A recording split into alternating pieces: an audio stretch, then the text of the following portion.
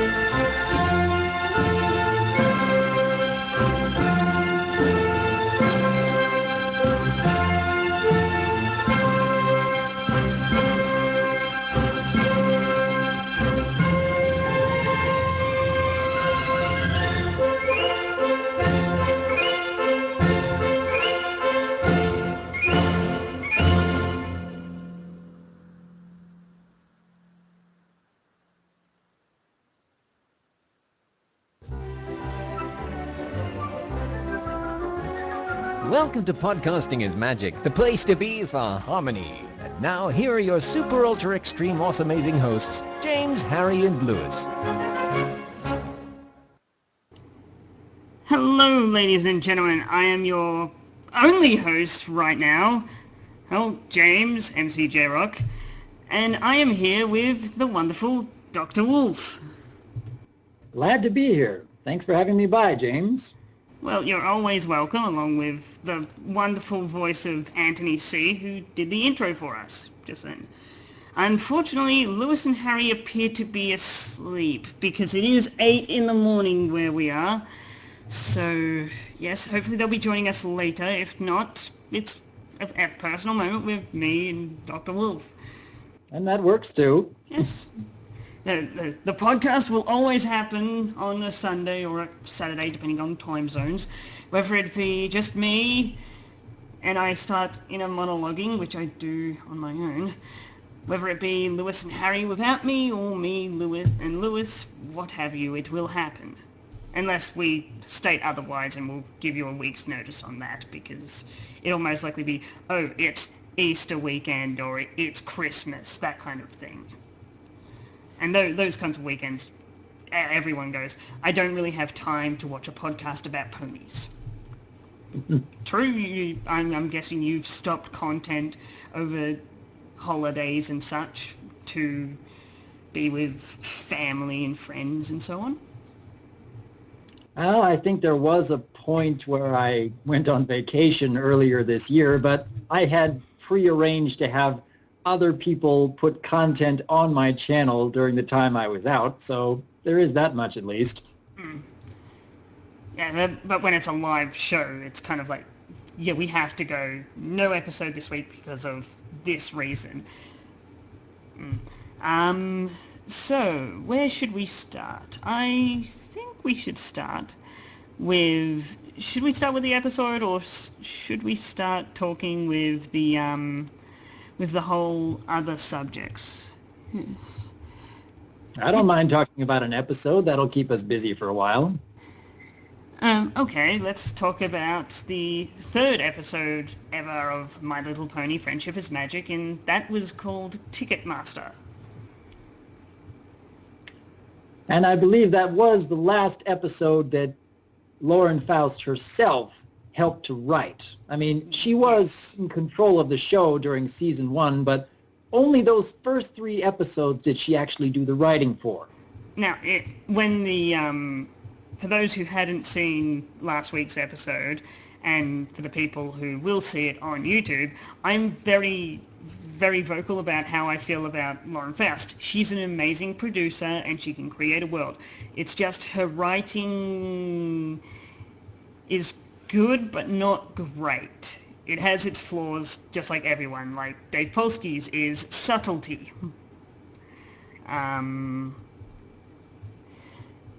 Megan McCarthy is one of the best writers when it comes to introducing a new villain.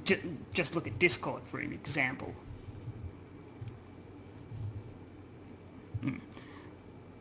So I do love this episode because it gives us a lot of our basic lore. It gives us the Wonderbolts, it gives us Canterlot, and it gives us a lot of things straight off the bat. Pretty much straight off the bat.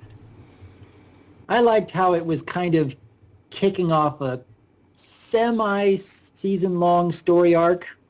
You've got little hints of it here and there throughout the rest of the first season, but the Ticketmaster was the setup for the eventual Grand Galloping Gala, Best Night Ever, final episode. And I thought that was a really nice touch for starting so early on in the show's history. Like for me, I thought, oh, they're going to bring this up and then it's going to be like in a couple of episodes they're going to have the Grand Galloping Gala. I didn't know they were going to have then they were going to have Art of the Dress and all the other I think there was 3 episodes and then the Grand Galloping Gala. So Ticketmaster, something else, and I can't remember what I know it's not called Art of the Dress because that's the name of the song. It's called Suited for Success, yes. I knew it had something to do with clothing because it's a rarity episode. And for all the... recently, Bronies were polled about which is your favourite season, and this was just after season 4 had ended. And it went I think it was either season 2 or season 3, then season 4, then the other 2, and season 1 was the least voted, but I have to admit, for what it was and for what they had to do, season 1 is amazing, because they had to keep it very, very educational and very childish. I think they built up a very intriguing world. I think they did an excellent job introducing the characters for both their weaknesses and their strengths. I think that it was a wonderful way to set up their friendship bonds, because in the early part of the season, you could tell the rest of the main 6 were friends with Twilight, but not yet friends with each other. And I think they did a great job in making that transition through various episodes where they actually do start developing those connections, instead of just getting right into it and suddenly, oh, we're all friends. Like, the first thing you see, a hint to that is Applejack and Rainbow Dash start arm wrestling to try and get one of the tickets that Twilight Sparkle's given. Mm-hmm. Mm. And then that kicks off the whole Applejack and Rainbow Dash are rivals in a sense. They both want to one-up each other in some sense. Which leads into many episodes that we love.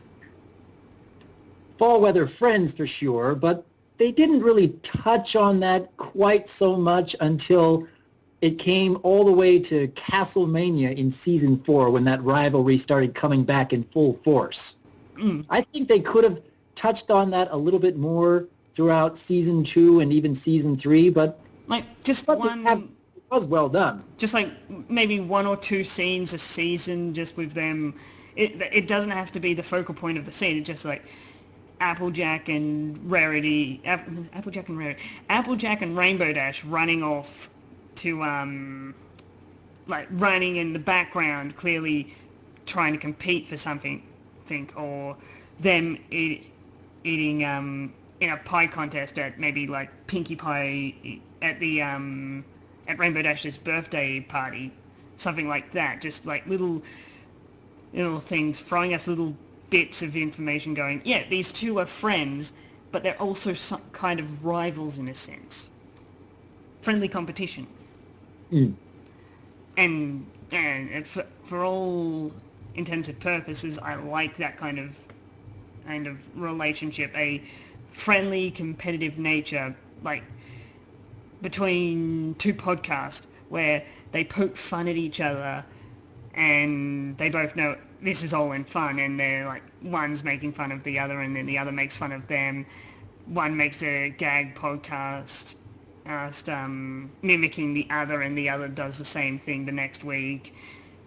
And then they just like it's kind of like collabing with in the analysis community, because normally when it comes to analysis and review, you don't want to have the other side, like other people on your channel or a part of your review, because it's basically building someone else up and taking away your thing. That's what it normally is. Like in game reviewing, in movie reviewing, you don't see many cross-channel things, but now with My Little Pony analysis, I've seen big projects, I've seen small, like small two people get together and do one episode. I've seen the biggest example of a big collab is the Tommy Oliver and Anthony C review of Candlelight Wedding. Which was a lot of fun, I must admit. Yes, that a great episode, and when me and the boys get round to reviewing that episode, I'm basically going to go and say, now, I'm going to be rehashing a lot of what they said, but there is some of my own points in there, such. To be honest, the first analysis brony I ever followed on YouTube, ever watched a video of, was Ink Rose, the lovely Ink Rose. And through her, I found Anthony C's channel and Tommy Oliver's, and just more and more, and eventually I found you. And the moment I found the moment with Dr. Wolf with Fluttershy, I went, this is interesting. I like it. I really like it. Are you talking about my first video I ever made for the channel? The Fluttershy's weakness is part of her greatest strength, that one? Yes, that one. That, when I saw that, I went, this is really good. Well, thank you kindly. I believe I got linked to it by one of my other brony friends, or it was just in the little sidebar, and I went, Dr. Wolf, okay, I'll click on it, because I was amongst that time of day where you don't have anything to do and you've got everything done already and you're just procrastinating between the next job. And I clicked on it and watched the whole thing and went, that was a very good thing. And then I started watching more. And then I just couldn't stop. And I got to the point where I'd watched all the videos and I looked down and I go, oh dear, I need to do more. I need to get back to work. Because that's back when I was doing something else. I was trying to make it as a video game playing Twitch TV streamer, but that kind of fell through because, yay, Australian internet. Yes. But this is much, the Brony podcasting is magic, is much less intensive on my computer and on the internet, because I'm not having to have the moving pictures and such with the video game. Anyway, maybe we should get back to Ticketmaster. That's a staple on this show where we get sidetracked. Mm-hmm. But that's okay. But that's part of talking. normally people talk and they get sidetracked and then they come back to the original conversation. Well, what else would you like to talk about today then? Continue talking about Ticketmaster. It is definitely the best way they could have gone from the opening. I can't see it of going any other way than having an episode where Twilight gets a conflict, having to choose one of her friends over the others, or giving two of whatever MacGuffin to two of her friends, but then having three of them unhappy and her not going with them. Because when you think about it, that is the best way to start off a show that is called Friendship is Magic. I suppose so. What I enjoy a lot from the Ticketmaster is the fact that each and every one of the dreams they talk about, I mean, they have very different ideas about what would make the perfect night, and you can understand why they would want things to go that way. And when you first watch an episode like that, you figure, well, when they get to the gala, it'll probably will end up at least some of them getting what they want. When it finally did reach into the best night ever, though, it was kind of a interesting lesson about Setting your hopes too high, or in part, yeah, but dealing with the unexpected circumstances and drawing strength from those you care about and who care about you, and being able to laugh the night off anyways. I mean, literally, it was the worst circumstances that they could get out of that night. And I know I'm talking a lot more about best night ever over the Ticketmaster, but the way that their dreams were set up in the Ticketmaster, you would have thought that with the way this show was going, that's what they would have ended up getting. I like the fact that it was a surprise. It was trying to go against that cliche trope about getting what you want. yeah, it went against the normal girl show where it's the girl at the end of the day, at the end of the series, the girls always win and get what they want. Most of the time, that's what happens. It's happily ever after fairy tale stories. Well, even MLP has some of that too. Yeah, but it doesn't end the way normal ones where it's they go to the gala and everything's perfect and there's no conflict. Where in MLP, there's a bunch of conflict. Each one of them has conflict, and we also get to see in the Triple G, the Grand Galloping Gala, we get to see Fluttershy's dark side. I think I'd class it as her dark side when she's screaming for the animals to love her. I suppose you could call it that. I call it a bit more of a mental break. The dark side compared to what she normally is, the kind, caring thing we all know and love. And she's not getting this love or in return from what she's giving love and trying to get love in return, and when she's not, she mentally breaks. And there's a lot of fan canon going around that she didn't get much love as a child and this is why she gives as much as she does, and so on. But headcanon is headcanon. We don't really know.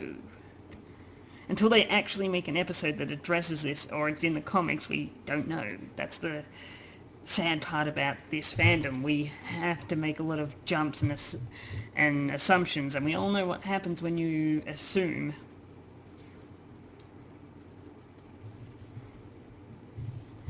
So, Ticketmaster, good episode, not the best in the first season, but it'd be in my top 5.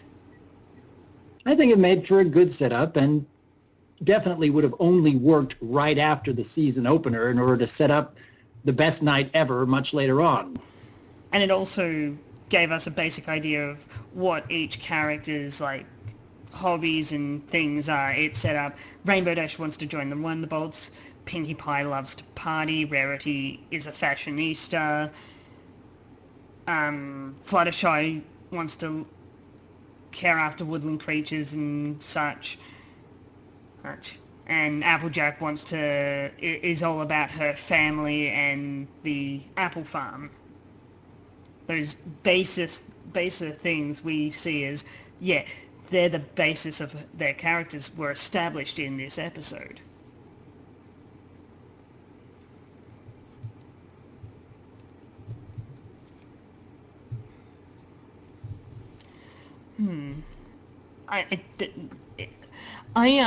Something I noticed was the episode felt really short when I rewatched it compared to episodes in later seasons. It felt like by the time I watched it earlier today, I went, okay, I'm watching it, and then I go, this is going rather fast, and I didn't, when I first watched it, it didn't seem too fast, but now rewatching it after season 4, I've gone, this episode was fairly quick. I imagine they had to get everyone's little conflict in there one after another, and all of the main 6 had to have their opportunity to explain their great dreams and then have their moment where they're trying to convince Twilight that they should be the one to get the ticket, and then you got to throw in a little Benny Hill sequence, and that was a lot of fun too. And then you have to have a wrap-up at the end. So, yeah, I can understand why some people would say that does move a little quicker than the episodes we see nowadays. They're just trying to fit a lot of things together, but I think it works pretty well. Yeah, I can understand why it was so quick. I know why it was so quick. It's just, on my first viewing ever, it didn't feel so quick. Mainly because I was trying to absorb as much information. I didn't need to go, yeah, I know who Applejack is. I know who Rainbow Dash is. So maybe that's why it felt quicker.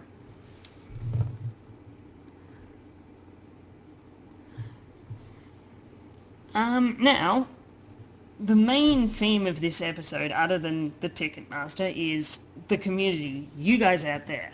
The analysis community, the artist community, the music community, the brony community in a whole. Now, the first thing I think we should talk about is the community's mindset on when something happens in an episode that is dramatic, like the Pinkie Pie, how Pinkie Pie was portrayed in Philly Vanilli, Mania, and other things. I believe the Looney Turtle put it best for, as far as Mania is concerned, the Tumblr effect. Have you seen that episode of Looney Turtle? Looney Turtle. I'm not sure that I have, actually. Well, Sorry. It's fine. It's not my video. It's his. Basically, he discusses with someone, I can't remember who, off the top of my head.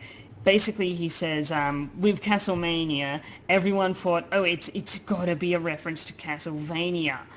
But when you take a step back and look at it from a person who is not watching My Little Pony, who is just watching what the fandom is doing, the first place Mania being connected to Castlevania was Tumblr. Someone posted that they go, oh, that this could be just them spouting off their headcanon, which it most likely was, them going, oh, Castlevania is related to Castlevania. And then it gets reblogged enough times, and then the fandom just goes, yes, that's fact. It may not be fact, but it is. And when you go and look at the episode objectively, apart from the title, there is no, other than the fact that they're at the castle, so there is no kind of like reference to Castlevania in any way. Except for maybe the traps, and that's like, yeah, very loose.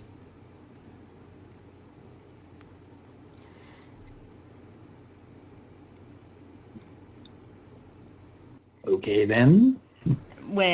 And when you look at, I could just re-say what he does, but that's not what this is about. This is about the fandom either overreacting to something that happens in an episode, or the fandom just reacting to it, to an episode in general. We have the I look at the analysis bronies, you guys, Anthony C, you, Tommy Oliver, Digibro, all you guys, as kind of like the first response team who jump on an episode, review it, critique it, analyze it, to be kind of like the fandom's kind of like a rudder on a boat. You kind of semi-steer us, but sometimes the crowd just goes, no, this way, not the way it actually goes, this way over here, to overreacting and such. Well, I would hope that when I put together a review or an analysis, I'm bringing up my own thoughts and opinions, and I'm trying to help others to see things from a different perspective, but that doesn't mean that I want people to just assume that I'm right. I want to open up a discussion. I want to say, hey, I think that these things happen for this reason. And I always end my videos saying, I'm looking forward to hearing from you. What do you think? I want to open up that kind of discussion with other people. And I agree, that's how it should be. It should be a discussion, but when all the reviewers, well, the majority of the reviewers go, yes, this is the reason, and so on, this is the reason why this episode happened, and these are the reasons why these things had to happen in the episode. And then the fandom goes, no, I reject your reality and substitute it with my own. I sit back and I stroke my manly stubble, as Anthony C would say, and go, so the fandom doesn't like this episode, but all the reviewers and the analysis bronies are going, this is the best episode ever. And then there's the exact opposite can happen with the fandom going, this is the best episode ever, and then the analysis bronies and such going, no, this episode was not the best. I don't like it at all. Like, me personally, I liked Bats. I truly liked Bats. I like it too, yeah. Yeah, I love the references they made to movies like The Nightmare Before Christmas and so on. I can't remember I'm terrible with remembering names, unless it's people who I enjoy talking to and I've talked with, like you, Anthony, and so on.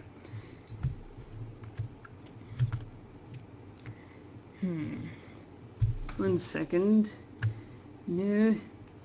Whenever you're ready. Still no sign of Lewis or Harry, so we should continue. That's perfectly fine. Yes, I'm just stating that for the people who are listening to us. Yes. So, what do you think has been one of the worst reactions in the community? One of the worst things that's ever been said by the community? Oh, goodness. As far as reactions from the community, certainly the most notable reactions were during times of Derpy being censored and first finding out that Twilight was going to become an alicorn. And I can remember quite a few people getting upset when Fighting is Magic got a cease and desist order and they had to start over again from scratch. But I suppose there are a lot of good things that can come from each of those experiences because we've actually learned a lot about how to better handle unexpected news like that. But yeah, I know that there's a lot of drama in the community here and there. There are people who feel that when something like Alicorn Twilight comes around that I can't believe they're doing this. They're changing Twilight forever. How could they possibly go against what Lauren Faust originally intended? All these other kinds of reasons. And yeah, the fandom manages to pick itself up after a while and keep forging ahead. And honestly, I think our community is all the stronger for it eventually.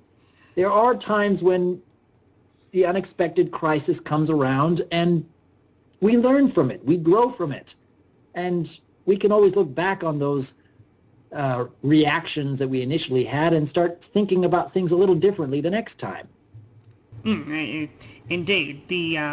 Personally, I believe the worst thing that I've ever seen the community react to, I believe it was how Pinkie Pie was portrayed, but basically M.A. Larson, or I don't remember who, or it was either Amy Keating, I think it was Amy Keating Rogers, got death threats from how she portrayed Pinkie Pie. Guys, it's just a TV show. Chill. I love Pinkie Pie too. She's an amazing, sweet pony. But please, guys, calm down. It's just a children's show. At the end of the day, this show is a little kids show that we've blown massively out of proportion. I love it for that.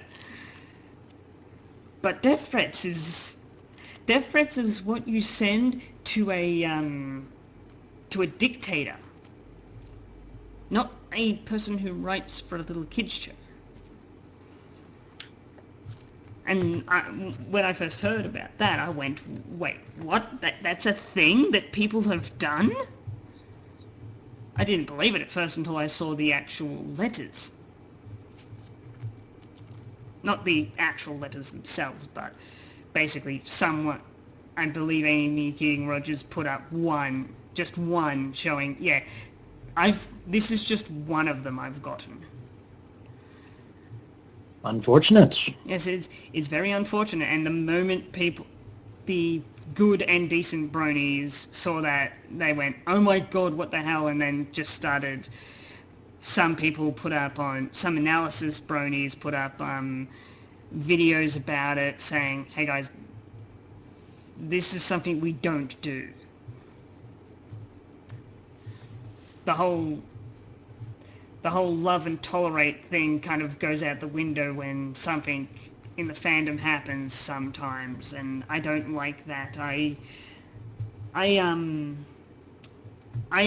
do have I did have some anger management problems a long time ago, before My Little Pony was a thing, and ever since it came into my life, I've been all the better for it. I've been happy, and in fact, earlier this year, I went to a brony convention and made a bunch of friends, and that's how this podcast started. Glad to hear it. Yes, I know that I've gotten a lot of positive results after joining this fandom. A lot more than I could have possibly expected, really.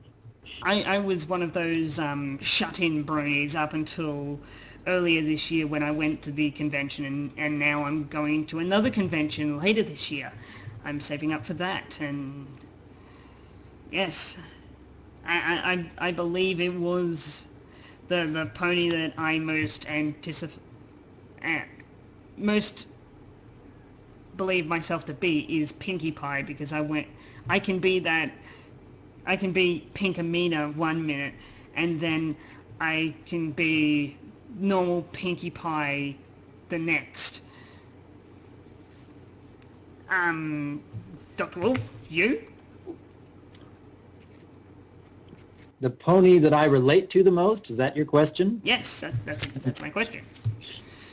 Oh, I've had a lot of people ask me that over these many months, and I honestly think it's not just one, but multiple ponies that I relate to a lot, and that would be Fluttershy and Twilight and Applejack. I share a lot of similar qualities with them, both in their strengths and in their weaknesses. But I suppose if I had to pick just one, I think I relate just a little bit more with Fluttershy than I do the others, but only just a little bit. I'm the same. I used to be massively like Twilight. I used to be the bookworm, have barely any friends, and not really. I'm when I was in school, I mainly studied. I didn't focus on making friends or getting friends.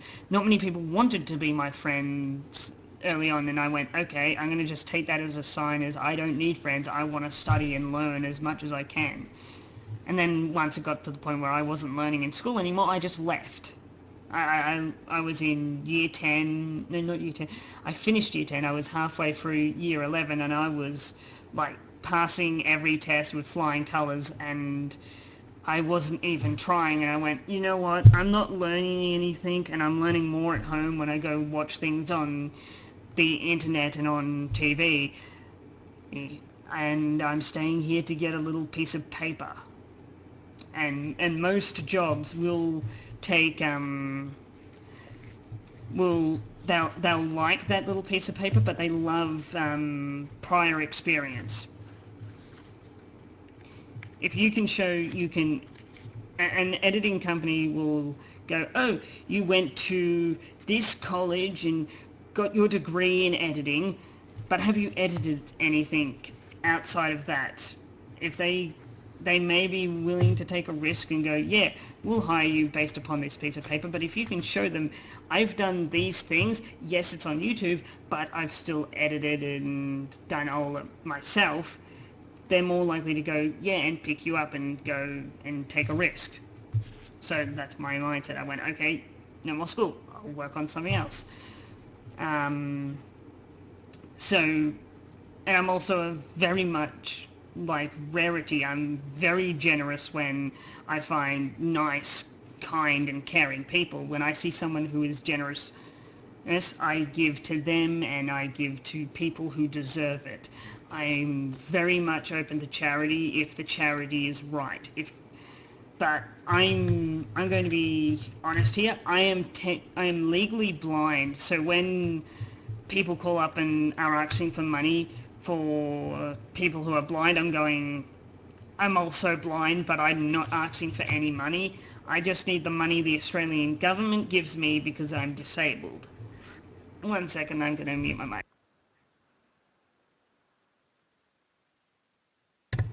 Okay, I'm back. Just slight cough. Didn't want to have that go over the mic. That's perfectly fine. Yes. Because it's live, I can't edit it out. So, yeah. So, there is the other thing about the community. The part of the community that I truly, truly love, and you've had a first-hand experience with that, and that is when the community comes together and works together to achieve a goal. With the first example is the obvious one, when all the analysis bronies and a lot of other bronies got together and got your channel back after it was unrightfully taken down. It was quite the harrowing experience. Came completely out of nowhere. I would have thought that YouTube wouldn't take a channel down without any kind of warning or putting copyright strikes or taking down certain videos first. I mean, I would have thought they'd say, if you keep doing this specific thing, we're going to take your channel down. There was nothing like that. It just suddenly happened, and I still don't understand why, but I was eternally grateful for the overwhelming response that came from the Brony community, especially among my fellow reviewers and analyzers. They were putting up videos in droves, and some of those videos were getting thousands upon thousands of hits within a day. And of course, then there was the front page advertisement basically on Equestria Daily. So thousands of bronies saw that and went, wow, that's something that's happened, and checked out. And I believe when they said you got your channel back, I'm almost positive that you probably got a spike in possibly a spike in subscribers, definitely a spike in people coming to your channel and seeing what you've got on offer. Certainly broke a few new records after my channel came back online, that's for sure. Speaking of breaking records, an Australia record was broken with the promo for this episode.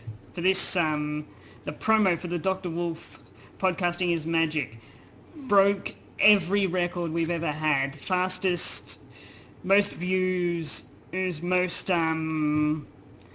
quickest amount of views gained, and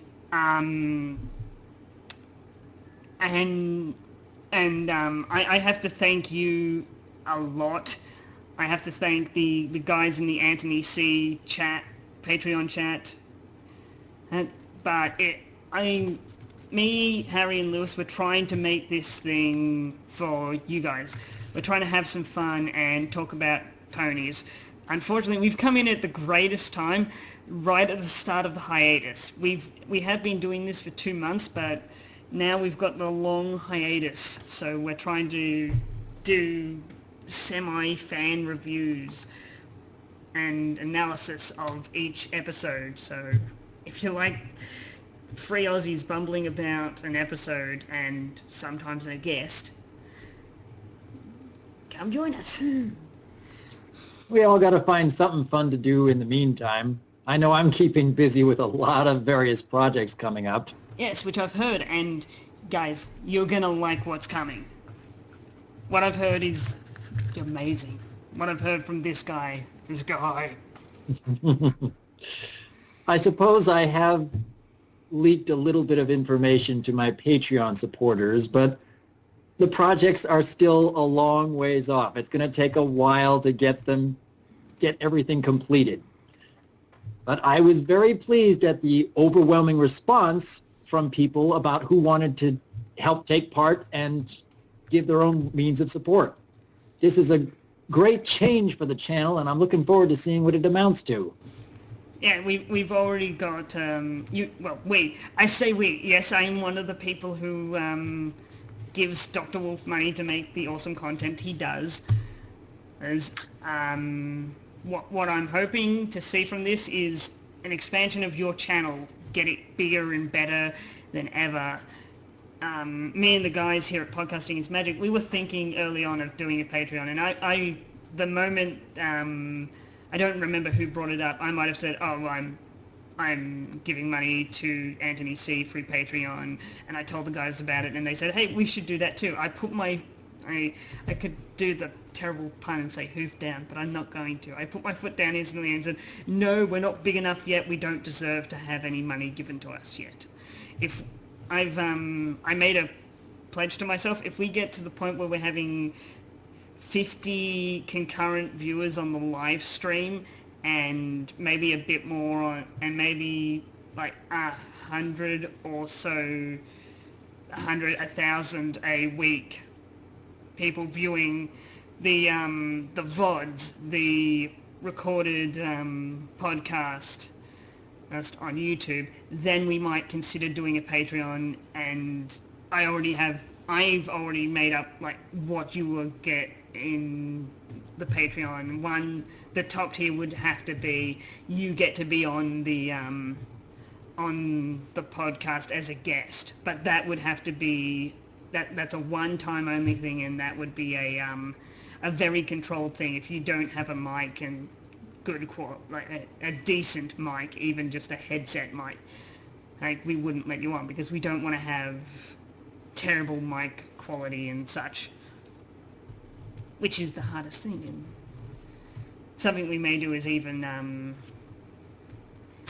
is even just you guys going, hey, review this episode instead of the next episode in line. That'd be awesome. But that's a very long time in the future. But Dr. Wolf, would you like to hear the story of me? Because I love talking about myself. What specifically did you want to talk about? Well, a long, long time ago, I found Inkros, and to be honest, I'm going to say this, and this is 100% true. If I did not find Inkros and did not find Anthony C, and then through him, all the other Brony analysis team, I wouldn't be here right now. I would not be a Brony. This podcast wouldn't be happening, because I was very close to leaving the fandom. Not just like, I'm not saying, oh, I'm going to leave the fandom. I was close to going, you know what, this show is good. I may come back to it once the entire thing's over, but I'm not having fun. Then I found the analysis bronies, and I went, wow, people are actually analyzing this thing. And I started watching it, and I started laughing.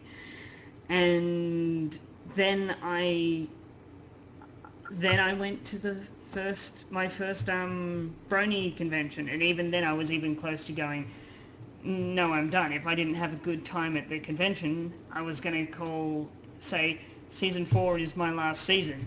And, well, let's just say, my mother put it best. It's the happiest she's ever seen me. Mm. So that's 22 years. She's never seen me happier. I've had a few people in my life say something very similar to that. And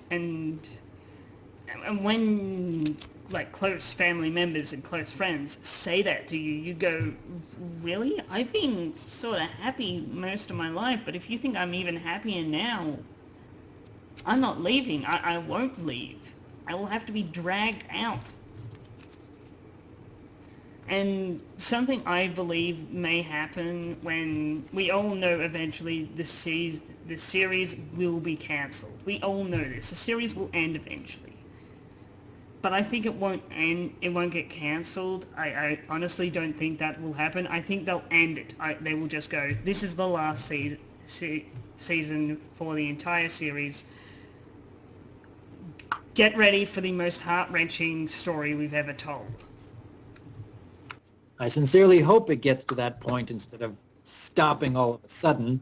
Mm. But I honestly believe that MLP is going to be sticking around for a few more years. I know that for sure we have season 5, but I'd be willing to bet it's going to be going for even a few years beyond that. The fact that they've gone and said, yeah, we're making an Equestria Girls side series makes me go, we're pretty much guaranteed to get more pony in our life. The moment I heard that, I thought, oh god, the analysis guys are going to enjoy this when they actually drop a trailer. Because right now it's just press release packs and such that are getting put up on the internet, and Equestria Daily are going, ooh, here's something, it's a rumour. And recently a couple of weeks ago, I believe 2 or so, they went, yeah, it's not a rumour. Equestria Academy is a new series they're bringing out. So the anthropomorphic pony people are getting their own series, not just their own movie. And I'm sure that I'll be taking a close look at that whenever it does come out. Yeah, once the trailer drops, I'm pretty sure you guys are going to eat that all up. We'll see. Speaking of trailers, new Rainbow Rocks trailer involving Applejack and guess who? Our favorite con artists. Yes, I did see that yesterday. And it was a surprise to see Flim and Flam making an appearance, but I was, the moment I heard Granny Smith say that gibberish that somewhat sound like Flim Flam, and I go, wait, they're not going to. And then they go into their usual thing, and I do believe if they were in the real world, they'd open up a pawn shop. I believe that is what they would do. They'd make an emporium of useless junk and sell them at high prices.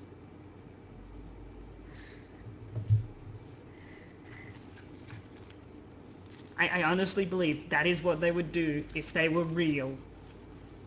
They probably wouldn't be wearing that particular getup, but since they started with that getup in the show, yeah, they got to transfer that over when they're running a pawn shop.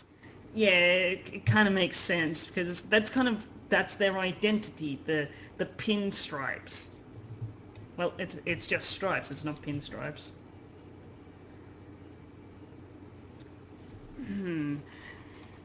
I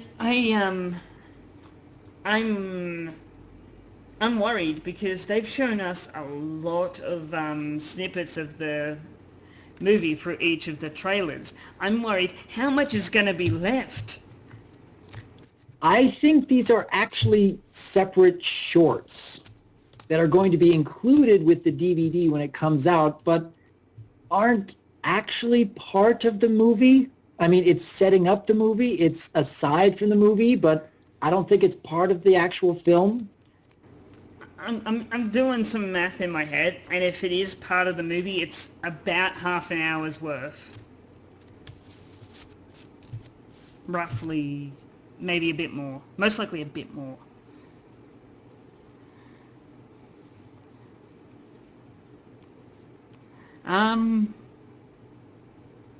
You know what? There's something I've always wanted to ask an analysis, Brony. I didn't ask Anthony C because well, basically he knows where I live and he may want to kill me if I ask him. No, wait, I did ask him. That was fun. In your opinion, if they were going to do it, which I hope to Celestia they don't do it, which one of the main six, other than Twilight, do you think they would alicorn next? Oh my. Yeah, I'm going there. I am trying to imagine what reason the writers could possibly come up with to make such a change seem legitimate. Other than toys. Yeah, I know. That is not a legitimate reason in my mind. I'm okay with them adding a character or something like the Breezies and having the main six Breezy thing, because I went, okay, I'm going into this and I know it's to sell the Breezy toys. I know this, it's very well established.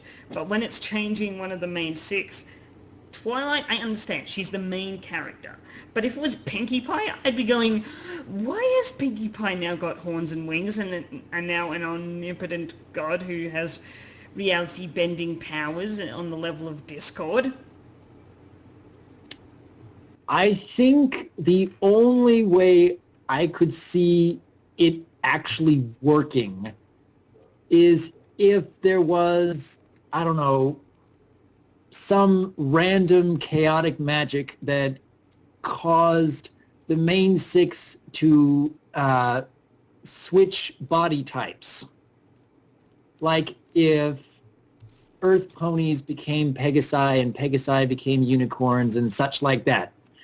Maybe that could work, and maybe one of them could become an alicorn because of that, but it's still a real stretch. It's such a stretch. Like, just as a joke, like, suddenly Pinkie Pie now has horns and wings. And that's when the entire fandom doesn't explode, it implodes in on itself. The Tumblr effect once again. When a new episode of Sherlock happens, Tumblr implodes in on itself. Doesn't it? Wait. That is my alarm for waking up that I set yesterday and forgot to turn off, which I'm going to do now. Would you like to talk about anything? Well, let me think here.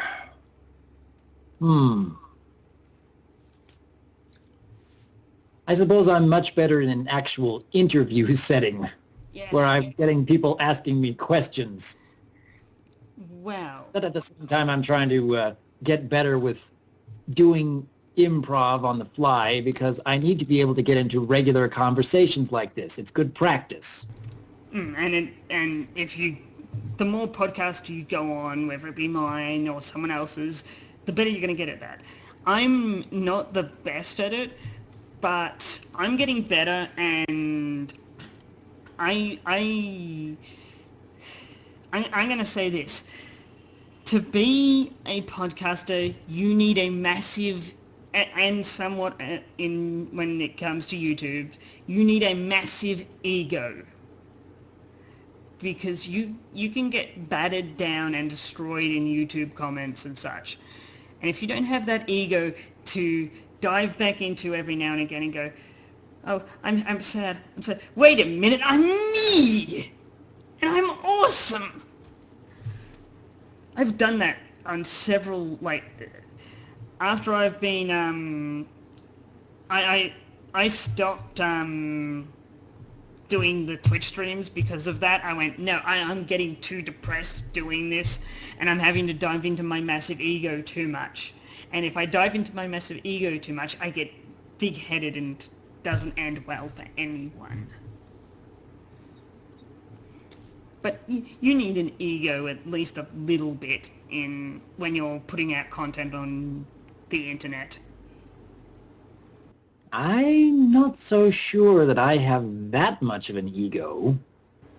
No, just that little ego that says, yeah, my content is good. I don't care what anyone else says, it's good. It may need some improving, but it is good.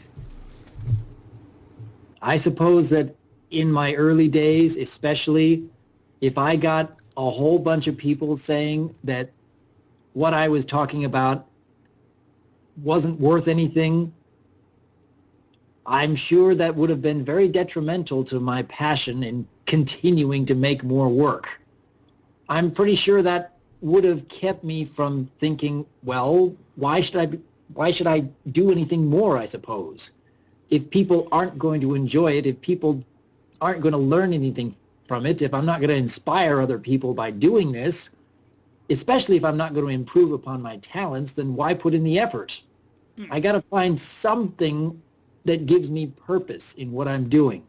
It's not just for my own sake, even though I am improving upon my talents and I am being more social than I've ever been in my entire life.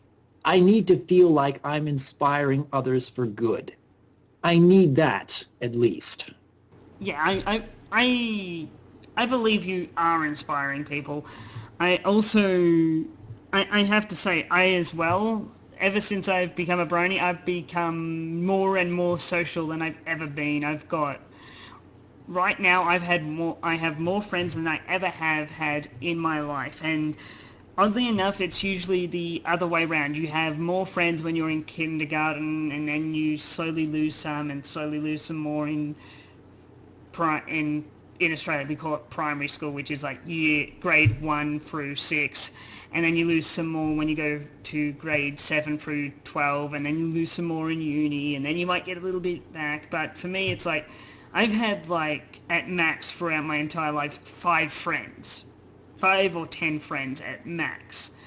And since I've become a brony, I've had more genuine friends and people who care about me than ever. And it's all thanks to pretty pastel ponies. If you had have told me that 5 years ago, that I'd be thanking pretty pastel ponies, I would have slapped you over the back of the head and said, go back to the loony bin. It may be difficult to convince our past selves that something like this would ever happen, but I too believe that I am far better off because of it. Same here. And something I'm hoping they do, even as there's two specials coming up, both are going to happen next year, I believe. One is the 100th episode of My Little Pony, which is a big thing because it's only going to be like the second or third, third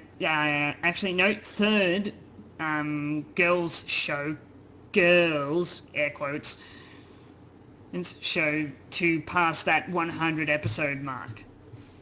The other two are is Sailor Moon, which is coming back. Yay! More stuff for the bronies to squee about, and the anime junkies, which I am both. And the other one is a little-known show called Total Spies. Those are the only two shows for girls to pass 100 episodes. Oh no, wait, no, not Total Spies. Kim Possible. I know a certain brony who likes who likes Kim Possible a lot. Uh-huh. Well, I think it's love, but you get the reference. Indeed I do. Yes, you get my blatant reference, and yeah, another person I'd love to have on the show. I've got a question for you, and it's about the show. Who do you think we should have on next? After you, after Dr. Wolf, who should we go after next? That's really more about what you want to talk about, more than what I would say is a good idea. I mean, you have to develop a camaraderie with whoever your guest is. You have to be able to have a friendly conversation and really get into something intriguing for discussion. So, yeah, that depends more on you than it does on me. Well, I'm saying if you could pick one person to come on the show that, let's just say I already have a good camaraderie with them, me, Lewis and Harry do it, at least one of us does, and because you referred them to the show, they're going to come on. Who would you refer to the show?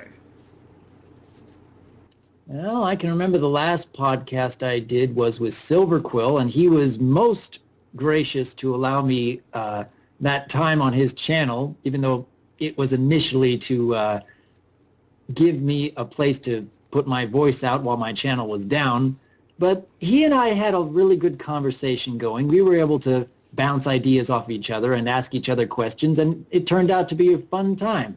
So, yeah, I suppose that's one person that comes to mind. Yeah, that is actually one person who I'd love to have on the show, because oddly enough, me and him have a similar sense of humor. We both derive our comedic style from other people.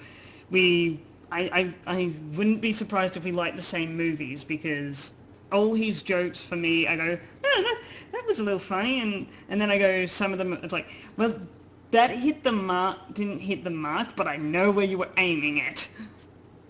I love it. I do love it when someone tries to throw a joke, and I do this myself, and they absolutely miss, but you know exactly where they were trying to do.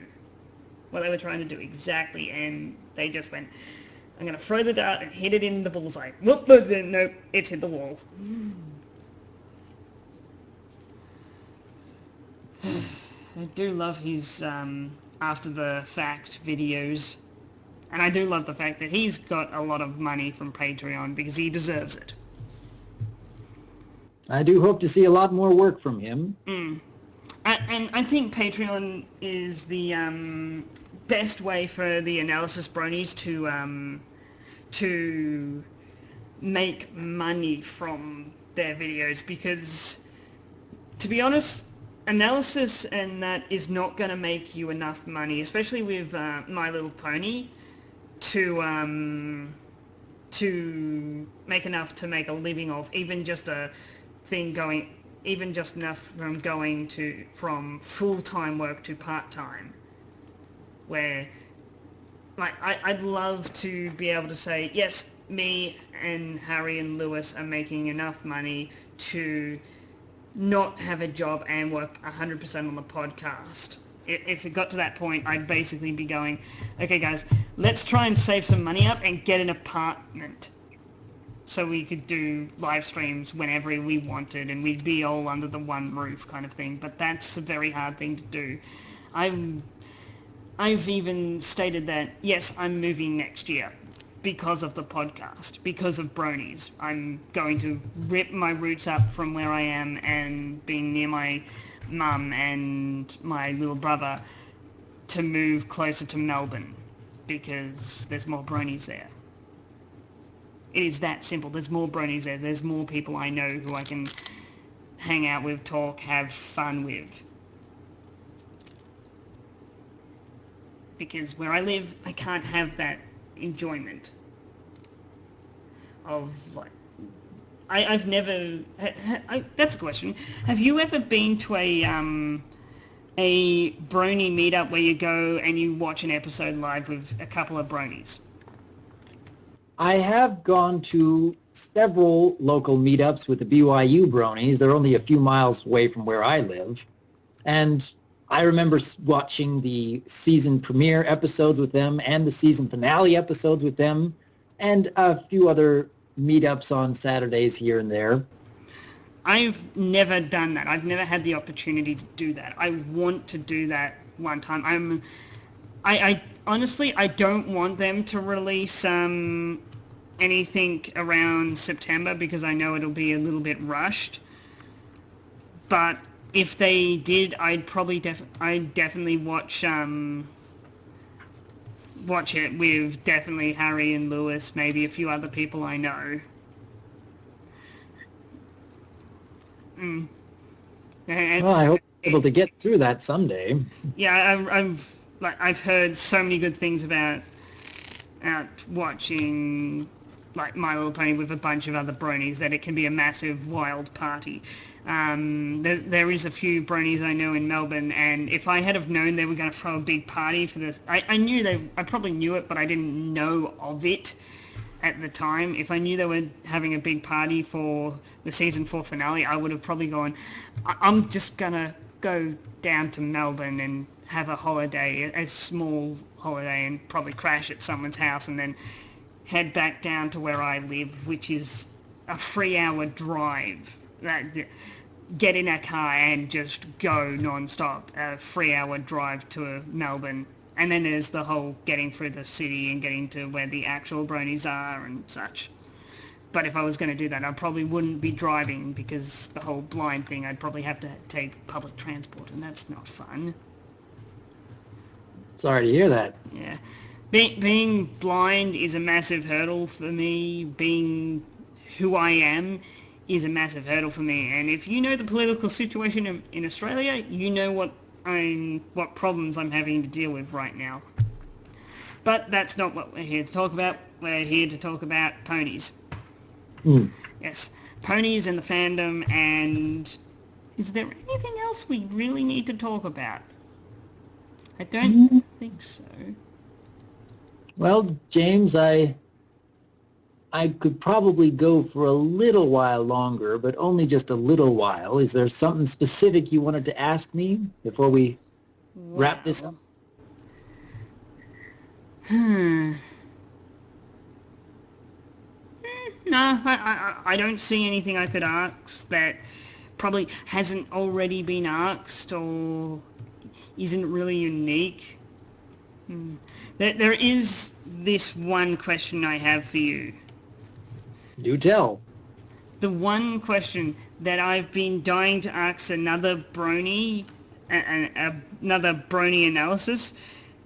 Do you watch other analysis videos after you've put yours out? In my case, I try not to watch other people's reviews of a brand new episode because I want to get into my analysis without any outside influence. No, I mean after you've released After the fact, after I put up my video, I will watch other people's reviews because I want to see what their thoughts were. And occasionally I'll write comments here and there saying, hey, that's a great job. Hey, I never thought of it quite that way. That's a really good point. And sometimes it's just, wow, that was another great episode, Silver Quill. Why is that man so funny? Well, James, this has been an interesting evening, and I'm glad we were able to get through this conversation. And I do wish you best of luck in your future podcasts. yes, we will be doing this every week, but at a slightly different time, which is a bit harder for the American viewers to watch, unless you want to watch in the middle of the night kind of thing, late at night. The good thing is it is on a Saturday night, so it's more likely that, yeah, I might watch that. But this whole, the Americaning thing that I came up with is basically so I can talk to people like you, Silver Quill, Ink Rose, and other American bronies, because America's where it all started. I'm going to be honest, that's where it all started, and if it wasn't for the internet, My Little Pony Friendship as Magic wouldn't have happened.